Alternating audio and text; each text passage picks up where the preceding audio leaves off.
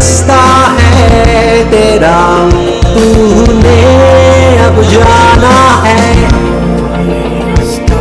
हाँ यही सपना है तेरा, तूने पहचाना है। तुझे अब ये दिखाना है। नमस्कार, आप वीडियो के थंबनेल को देख के सही आए। इसमें हम जानने वाले हैं कि वास्को डी गामा एक ऐसा नाम है जिसको लोग धड़क से जानते थे। कहते हैं वास्को डी गामा भारत की खोज, वास्को डी गामा भारत को खोजा, Vasco da Gama father of the researchers. अरे भाई, वास्को डी गामा का एम क्या था? भारत को आने का एम तो जान लो। Why he is coming, he was coming, ये जानना बहुत जरूरी है। भाई ऐसा होता है कि हम किसी रास्ते पे जा रहे हैं, दूसरा रास्ता मिल जाता है। हम किसी और चीज को लेने जा रहे हैं, कुछ और चीज मिल जाती है। ऐसे ही वास्को डी गामा दादा के साथ हो गया। वो भारत को खोजने नहीं आया था, वो भारत के जो ट्रेड होते थे, भारत का जो व्यापार होता था मसालों का, भारत के कपड़ों का, भारत की एक पावरफुल इंडस्ट्री का, उसके पीछे पीछे उसकी बो लेता हुआ है। होता है ना मोटू पतलू में समोसे के पीछे अंदर चला जाता है मोटू। ऐसे ही वो यहाँ के समोसे यानी यहाँ के ट्रेड व्यापार को देखकर, समरसता प्रॉस्पेरिटी को देख के खींचा हुआ आया है। उसने भारत की खोज नहीं करी। भारत तो अनंत काल से, सनातन से चला आ रहा है। उसने भारत के लालच में आकर भारत से व्यापार करके स्ट्रेटेजी करी। और उससे पहले ये तो जानो कि जब वो चला गया उसने क्या अच्छा था ना भारत के लिए, भारत के लिए मुसीबत वो खड़ा करके गया। ठीक है, तो चलिए इस टॉपिक को शुरू करते हैं। सबसे पहले आप मुझे कमेंट करके बताइए कि मैंने 149 लिख रखा है, इसके आगे एक और डिजिट आएगा, इसका मतलब है कि वास्को डी गामा कब आया था। मुझे कमेंट करके बताइए। मैंने इतना तो बता दिया, वो 15वीं सेंचुरी में आया था, है ना, 149, और 990 वाले उसमें आए थे 10वीं। आप बताइएगा, ठीक है। दूसरी कमेंट ये करिएगा कि वास्को डी गामा कौन से देश से था। ठीक है, चलिए। वास्को डी गामा आया इसमें था। वास्को डी गामा भारत में जो ट्रेड हुआ करता था, क्योंकि भारत से जो ट्रेड हुआ करता था वो जो मसाले हुआ करते थे वो आते थे लैंड के जरिए, जो जमीनी व्यापार होता है ना, सेंट्रल एशिया से ऊपर आया करते थे। तो भाई इन जो देश हैं यूरोप के, उनको तो बड़ा फायदा हुआ करता था। तो ये खोज में आया कि ऐसा हो क्या रहा है, मैं इसकी खोज करता हूँ। और पानी का जो रास्ता होता है दोस्तों, पूरी दुनिया में सबसे सस्ता रास्ता माना जाता है, सबसे कंफर्टेबल रास्ता। पानी की जहाजों में हजारों टैंकर एक साथ खड़े हो सकते हैं, और जो लेकिन जब लैंड पे हम ट्रांसपोर्ट करते हैं तो ट्रक वगैरह पे ज़्यादा पैसे लगते हैं। जैसे अगर भारत से मतलब जम्मू कश्मीर से कन्याकुमारी तक जाना हो, एक ट्रक वाला आपको लूट लेगा पूरा। लेकिन अगर आप एक जहाज से जाएंगे, अगर बीच में नदी हुई, तो आप बहुत सस्ते में पड़ जाएंगे। इसलिए जो चाइना है सबसे ज़्यादा व्यापार अपना पानी के रास्ते करता है, हिंद महासागर से। इसलिए वो डरा रहता है कि हिंद महासागर में भारत अपनी सेना न लगा दे, क्योंकि सारा व्यापार उसको वहीं से हो रहा है। ठीक है, तो ये है सी रूट की ताकत। तो वो सी रूट के रास्ते से आया, लैंड के रास्ते से भी आता था, लेकिन सी रूट से सस्ता और आसान रास्ता पड़ता। उससे पहले कई और भी ऐसे जो ट्रैवलर थे आ चुके थे, लेकिन एक ट्रैवलर इससे पहले आया था वास्को डी गामा से। वो जो है वेस्ट इंडीज चला गया, कहा कि यही भारत है, यही हो रहा है, इसलिए वो से वेस्ट इंडीज कहा गया, है ना। वहाँ रेड वो मिलते हैं लोग, मतलब लाल लोग मिलते हैं, इसलिए उन्होंने कहा ये इंडिया है, इसलिए कहलाएंगे रेड इंडियंस। तो आप अभी जाके देखना, जो वेस्ट इंडीज वाले लोग होते हैं दरवाजे, उन्हें रेड इंडियंस ही कहा जाता है। तो ऐसे ऐसे पागल हुए ये भारत की व्यापार के लिए। लेकिन वास्को डी गामा ने कहा जब ये यहाँ पे आया है, कई साल तक दुनिया ने उसे भारत माना, जो पहले वाले फिलोसोफर कहते गया था।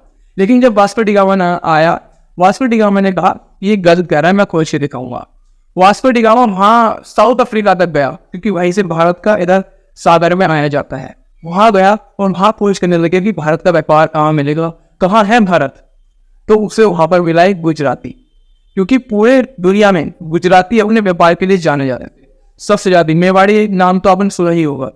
तो वो वहाँ पर व्यापार करने गया था गुजराती से पूछा गया भारत कहाँ है, तो गुजराती भारतीय था, और उसने कहा इस रास्ते सीधे चले जाइए, जहाँ पंछी जा रहे हैं, पंछी की जमीन की तरफ ही जा रहे होंगे, जहाज नहीं मोड़ दो सर। पहुँच गया, सबसे पहले पहुँच गया केरला में, और वहाँ के वो वाटर में पहुंचा था, तो वहाँ के राजा ने देखे, अरे वाटर ये क्या बवाल लाया भाई दिखाने। वहाँ के राजा ने उसे देखा कि बाहर विदेशी आया था वो भारत, उस राजा ने बोट की सैर करी अपनी रानी के साथ। अरे वाह क्या बढ़िया चीज चल रही है भैया, कभी देखी नहीं थी इतनी टेक्नोलॉजी डेवलपमेंट नहीं थी। हम तो भैया हाथी घोड़े से चलते थे, सी रूट से कभी जाना हुआ नहीं, समुद्र पार जाना हमारे लिए बाप था, भारत देश में रहना ही अच्छा था हमारे लिए। तो भाई ये क्या चल रही है बोट, तो भारत खुश हो गया और सिर्फ इसलिए भारत ने उसी बोट में नहीं, भारत की जो बोट होती थी बड़ी बड़ी जहाजें हुआ करती थी, बड़ी बड़ी व्यापार करने के लिए, सिर्फ घूमने के लिए नहीं, बड़ी बड़ी जहाजों में मसाले भर के दे दिए वास्को डी गामा को, खुश होकर किसी वाटर में ऐसा हुआ। वो मसाले वास्को डी गामा वापस यूरोप ले गया, 4 गुना ज्यादा दाम पर बेच के आया, अमीर बन के आया। जितना खर्चा उसका हुआ तो वो निकालने के बाद 4 गुना उसका फायदा हुआ। सारी चौक पे फिर आया, फिर लेके गया, चलता रहा। उसके पीछे अकेला नहीं आया, वो सारे चोरों को ले आया जो फायदा चाहते थे अपने, और सारे व्यापारी यहाँ गए। उसके जाने के बाद क्या फर्क पड़ा देखिए, उसके आने के बाद समझ नहीं। सबसे पहले कॉलोनियल प्रेशर आ गया, जब दुनिया की नजर भारत पे पड़ गई कि भारत है बढ़िया व्यापार करता है, तो कॉलोनी बना लिया गया। क्यों? जब एक ही व्यापार में 4 गुना ज्यादा फायदा हो रहा है, गुना पूरी जिंदगी भर के लिए इसे गुलाम कर लिया जाए। कैसा आइडिया? ऐसा ही आइडिया उन्होंने लगाया और कॉलोनी बना लिया। ये प्रेशर तुरंत भारत के ऊपर आ गया। भारत के लोग कभी भी हिंसावादी नहीं थे, भारत के लोग डिफेंस करना जानते थे। भारत की जरूरत क्या थी? प्रोस्पेरस जैसा।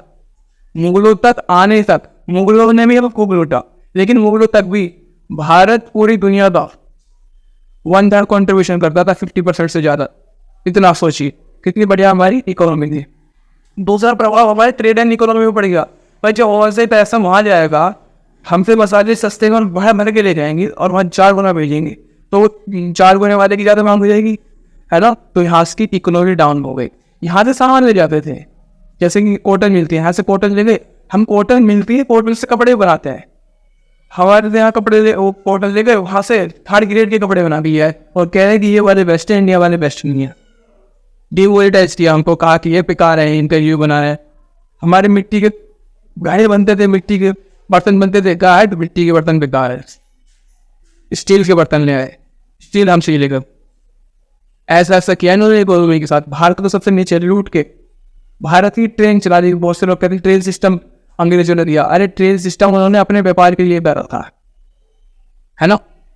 चलिए तीसरा कल्चरल एक्सचेंज। जब हमारा एक देश से दूसरे देश तक व्यापार होता है तो हमारे कल्चर भी वहाँ पे जाते हैं। जब भारत के सामान बाहर जाता है, भारत की ब्रह्मोस मिसाइल फिलीपींस को जाती है, तो उस पर तिरंगा बना होता है, लिखा होता है, तो भारत का कल्चर हुआ जाता है। आज भी जो सेंटर है में बहुत सारे ऐसे, कजाकिस्तान हिंदी गाने गाए जाते हैं, अफगानिस्तान, पाकिस्तान, क्यों?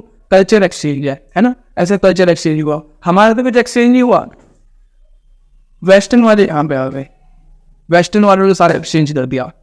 कहने लगे जीन्स बढ़िया है, केक काटना बढ़िया है।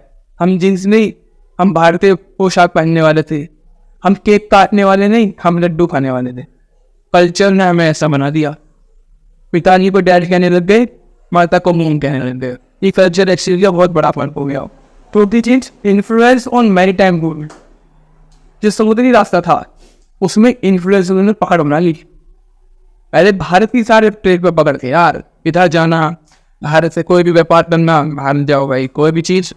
मेसोपोटामिया एक सिविलाइजेशन थी, रोमन एम्पायर एक सिविलाइजेशन थी, उसका तक भारत से व्यापार हुआ करता था। मोहनजोदारो जानते हैं आप, हड़प्पन सिविलाइजेशन, उसका तक व्यापार इतना बढ़िया था। और आज के टाइम में ये प्रभाव, मतलब हमने एक ऐसा देश ढूंढ लिया जो सोने की चिड़िया है, अब उसे अंडे देने वाली मुर्गी बना लो, उसके अंडे रोज लेने। देख लो भाई, ऐसे इन्होंने कर दिया। जियो पॉलिटिकल चेंज ला दिया। जब कोई भी देश तरक्की कर लेगा, किसी को कॉलोनी बना लेगा, उसका व्यापार ठक कर देगा, अपना व्यापार ठीक कर लेगा, तो पावर तो आ ही जाएगी उसके पास। भारत जो पावर कहलाता था, भारत की जो नीति थी वो नीचे हो गई और भारत को गुलाम कर लिया गया। 1858 में क्राउन रूल लगा दिया गया, अंग्रेज जाके बैठ गए और अंग्रेज चलाने सुन के कह रहे हैं कि तुम अनपढ़ हो, तुम ये कास्ट कर, तुम ये कास्ट क्यों, हम मान। क्यों? हमारी गोरी स्किन है, तुम्हारी काली स्किन है। भेदभाव तो उनके अंदर भी था, बस राज करने आए।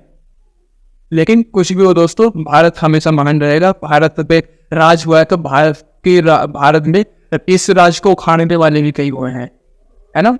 तो चलिए मिलते हैं नेक्स्ट वीडियो में किसी और इंटरेस्टिंग टॉपिक के साथ। जब तक के लिए जय हिंद।